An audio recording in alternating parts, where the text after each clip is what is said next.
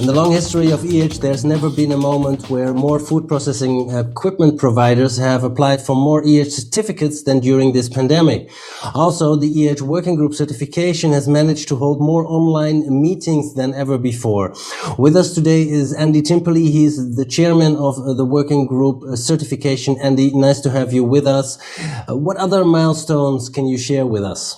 The other significant milestone that we have reached is that the standard operating procedure for an open plant cleaning test based on a robotic cleaning arm and a similar milk soil that we currently use in the document 2 test has been successfully trialed at Fraunhofer, who were the lead development organization for the OPC method. And it's now ready to be trialed, the method to be trialed at another 2 ATLs within the EHEDG existing group to look at repeatability, not only in-house, but reproducibility as well. Let's take a step back, Andy. Why did EHEDG develop this new test method for open processing equipment? What was the actual need to do that? EHEDG has always recognized that any open process is vulnerable to anything that's happening within the surrounding environment. So wherever food is exposed, the whole factory environment becomes a potential source of contamination. Now, how exactly is this new open processing equipment certification, this OPC method, going to help companies to actually improve on their hygienic designs? The OPC method will support companies that are designing equipment for open processing, not only from a hygienic design point of view, but from an accessibility point of view.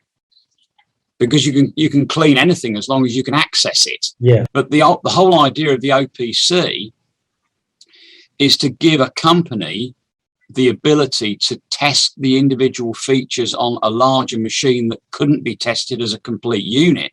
Now, Andy, just for our own understanding, when you test open process equipment, everything starts to play a role, affects the results within the production area, right? So the ATLs, the EHEDG authorized testing laboratories who conduct this test method, how do they take those factors into account? Wherever food is exposed, the whole factory environment becomes a potential source of contamination. Which is a lot, because then you're talking about building design, floors, walls. This is why we have a very experienced expert looking at updating the existing factory design guideline, and that's Dr. John Holer. Yes. And he's also heavily involved in the GFSI initiative. Looking at food quality systems and how to manage assessments of safety within food processing. And how does EHEDG ensure that the testing of this open process equipment aligns with the other guidelines? How do you integrate it in the guideline development? That's another thing that Working Group Certification are driving. We're sitting on a lot of the groups that are producing updates to design principles. So the guidelines will actually contain specific dimensions, radii, roughness, materials, construction techniques that we can use within our assessments to certify equipment. What role do these newly implemented supplementary certification requirements play in this?